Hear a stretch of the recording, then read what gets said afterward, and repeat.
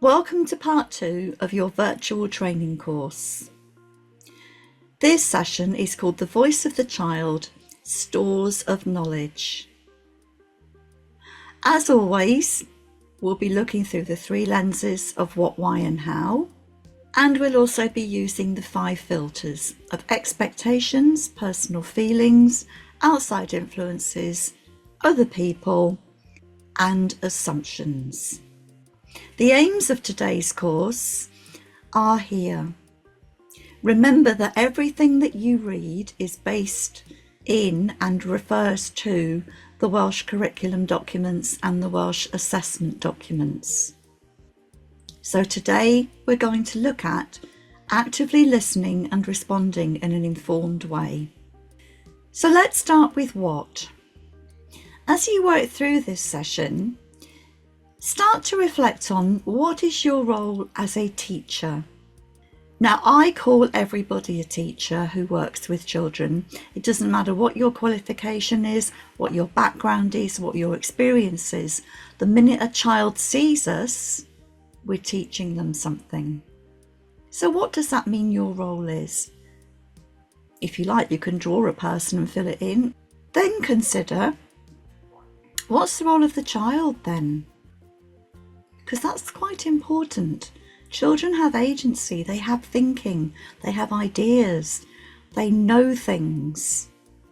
Do we always understand what they bring to us in our settings? Why is this important? Well, it's important because it adds to what we do. Because actually, when we're working with the young children, the sky is the limit. We should never limit what we do with the children. What stores of knowledge have they brought with us? What awe and wonder can they tell us about? Or what things are they interested in? So as we think about the how, the sky is the limit, how do we actually demonstrate this in our practice and provision? Well, here's an example of what we call a horizontal transition. Basically, all the different changes that happen during a day. But if you look at this, and it could be any place, anywhere, it's just an example, whose agenda is it? And actually, as you read through it, how does it make you feel? Take some time to look at the timings for each of these sessions. If you were a young child involved in this, how would you feel? If you were the adults running this session or these sessions, how would you feel? Always consider, whose agenda is it? Because as we reflect on the stores of knowledge the children bring to us, what we notice, how often we consider their thoughts and feelings, it's really important to remember that everyone needs a consistent understanding of the implications of how what we do has an impact on what happens, and how we relate to the children and how this affects transitions through the day, but also how it affects everything that happens. And this will involve looking at the power of the environment, how we use language, and what we mean by it. Most importantly, of course, considering all involved. Because after all, the children that we work with aren't just little people. In fact, they're not little anythings, if you like, they're children. They're not pre-something, they're not waiting to become something, they are children. And this was actually said to me by a little boy in a class in a large school I used to work with. When I said to a colleague, oh look, lots of little people. And he came up to me and said, we aren't little people, we're children. And I thought, yes, that's quite right too. I should respect you as a fully formed child, not a little waiting to be or a becoming. How do we use that? How do we use those stores of knowledge?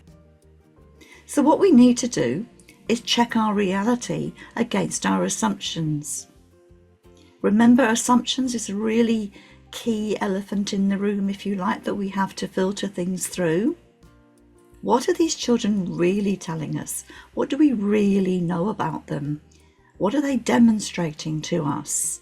Or are we assuming?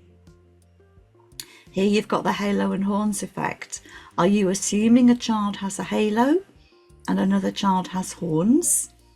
Or are you not enabling them to be themselves and show you who they really are?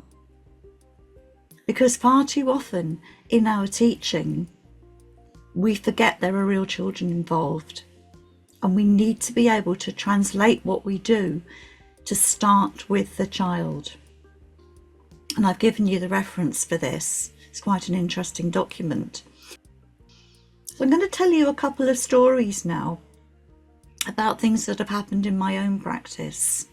This is Ricky's story, and it's about racing cars. Ricky came to me in my reception class when he was 4 years old. Now, I'd had his two older sisters, so I knew the family, but I also knew that Ricky had never been to nursery or playgroup. He'd been at home with his family before he started school, which of course is lovely. And he'd had lots of stories and he had lots of things that had happened, but he wasn't necessarily comfortable with reading and writing and all the traditional things that we tend to expect when children start with us. One day we were just sitting chatting, and all of a sudden he started telling me about Formula One motor racing. And it was absolutely amazing. This 4-year-old child knew so much about the world, about geography, where the racing drivers came from, where the races were held, what each race was, who drove which car, and his knowledge was fantastic, which meant we developed all sorts of looking at things. We looked at maps, we looked at different countries, we learnt about where they came from. It was fantastic. Stores of knowledge, just from a little conversation. It wasn't my agenda, it was his, which of course developed all sorts of different thinking. It is in fact what we would call perhaps sustained shared thinking. I was finding out things and he was demonstrating them to me and helping me to find out. Because whose agenda is it? This was a shared agenda. I was interested and he ran it. Remember the power of environment, how we use language and what we mean by it, and considering all involved. If I hadn't used his store of knowledge and hadn't noticed it to support what I did in the environment and the sort of language I used and who was involved, I wouldn't have got the best of Ricky. Now there is a space rocket on this picture for a specific reason. I had a little boy called Alex, who figures in the next story actually, who was fascinated by so many things.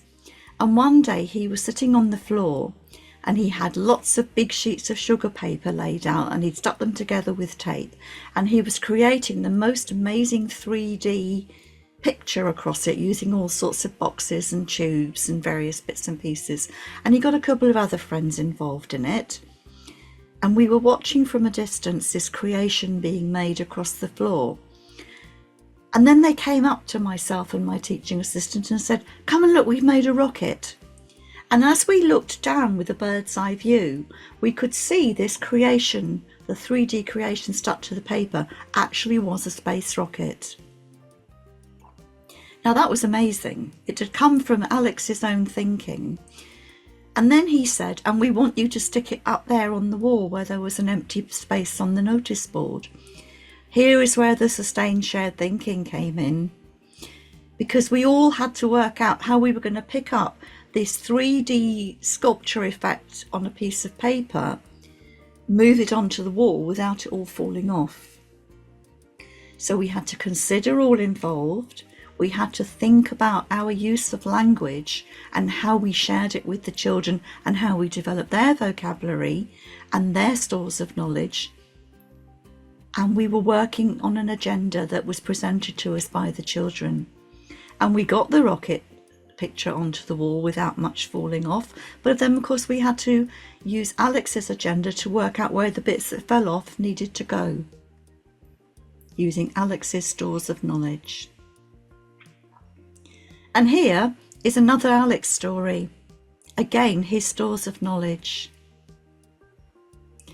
This is a picture of me taken at the Hoover Dam in America. I hadn't been there at the time that Alex asked me, how does water make electricity? I wish I'd had. This was several years ago, and we were doing a water topic in my class, and I asked the children what they wanted to know. Think about the fact that if you're doing a topic or a theme, that's really good, but find out what the children want to know about it too. Otherwise, it becomes an adult agenda. So I told the children there were a couple of things I wanted to teach them about, but what did they want to find out? And Alex said, I want to know how water makes electricity. So of course we had to do some finding out. I couldn't say to him, oh no, we're not doing that. You'll learn that when you're in, I don't know, the sixth form or something, maybe before that. We had to find out. And of course it perked the other children's interests too. So remember, the how is remembering that the sky is the limit, that beautiful picture of the children staring at the clouds. Make time to listen, interact and ask reflective questions. Questions do not have to be things you already know the answer to. I wonder, what would happen if? If you already know the answer, then the question is invalid. And children aren't daft. They'll think to themselves, she already knows what colour it is. So we're thinking about the child who has stores of knowledge, the unique child. We are those knowledgeable, noticing, interacting and listening adults. We need to understand. We need to develop practice and provision that supports what the children bring to us. Of course there's stuff that we need to teach them. We're teachers. We know that there are subjects and ideas and thinking that we want to teach the children, but unless we have that developmentally informed practice and provision that uses the stores of knowledge through the play, etc., we're not going to create the best possible learning environment. So now we move on towards the end of session 2. We've reflected on and translated everything through, all the filters, but keep the filters in your mind while we look at the review and do sessions next. Next up will be your case study, which will enable you to reflect on what you've heard in session 2. Then you will have your reflective questions. Take as much time as you like with these before you move on to session 3. Case study 2 reflects on the voice of the child.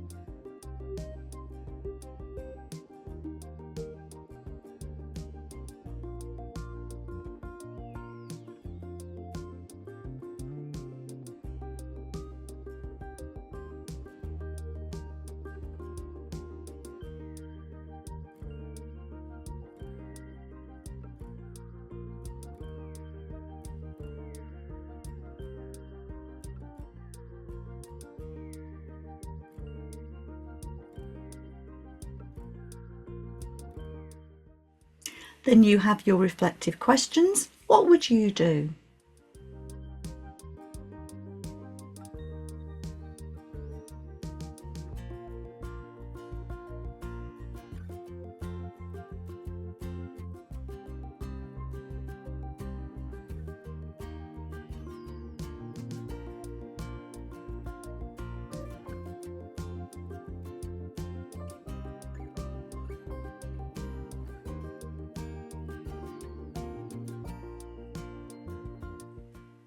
And then I encourage you to put learning into practice by rereading your assessment arrangements.